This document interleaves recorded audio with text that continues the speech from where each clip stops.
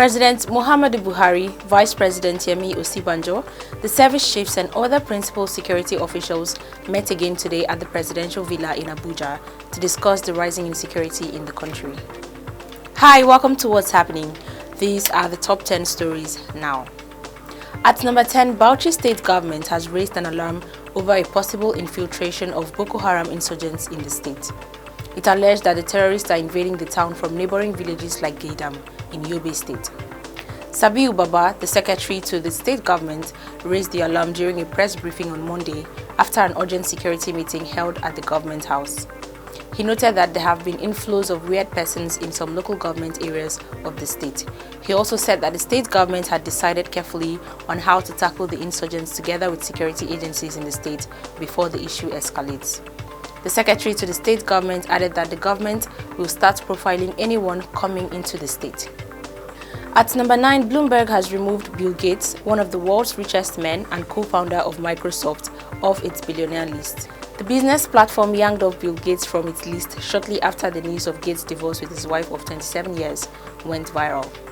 Recall that yesterday, Bill and Melinda announced their decision to part ways, seeking privacy. Before he was taken off the Bloomberg list, Bill Gates was on the 4th spot after Jeff Bezos, Elon Musk, and Bernard Arnault. Financial details of the divorce are not yet clear, but Melinda may take half of her estranged husband's wealth. At number 8, the police in Kaduna State have arrested 4 suspects who allegedly kidnapped and murdered a 6-year-old boy in Kaduna on Sunday. Disclosing this on Monday, the state police spokesperson, Mohammed Jalige, said the suspects would be charged to court for criminal conspiracy, kidnapping, and culpable homicide. The 6-year-old boy was kidnapped by his family's neighbor in Badarawa area of Kaduna North local government area and was taken to Kano State. The abductors murdered the child after collecting 1 million naira ransom from his father. The police said after a thorough investigation, the 4 suspects were arrested. At number 7, the presidency has claimed it has evidence to prove that some disruptive elements are recruiting ethnic groups and politicians with the intention of convening conferences where a vote of no confidence will be passed on President Muhammadu Buhari. The special advisor to the president on media and publicity, Femi Adesina, revealed this today in a statement titled "Our Response to DSS Alert by Presidency." Adesina backed a recent claim by the Department of State Services that some people were planning to undermine the government and the nation's sovereignty.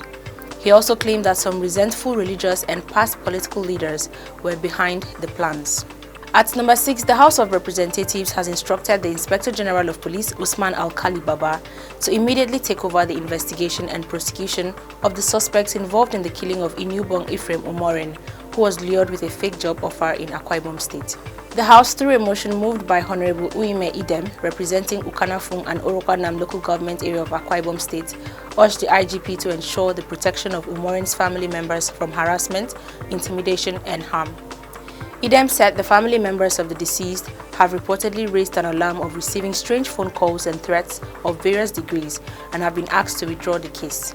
Adopting the motion, the House mandated the House Committee on Women Affairs and Social Development to follow up with the investigation and prosecution and ensure compliance. At number 5, Ebonyi State Government has directed the closure of all illegal and private motor parks not expressly approved by the Ministry of Capital City Development in order to check the movement of arms and ammunition in the state. The government further directed that all loading and offloading vehicles within the state capital should only take place in approved public and private motor parks. This was contained in a joint press statement signed by Onyekachi Nweboyi, the Commissioner for Capital City Development, and Anthony Eko Owa, the Chairman, National Union of Road Transport Workers in Ebonyi State. The statement explained that undercover security and precautionary measures were being put in place to avoid further security breaches in the state.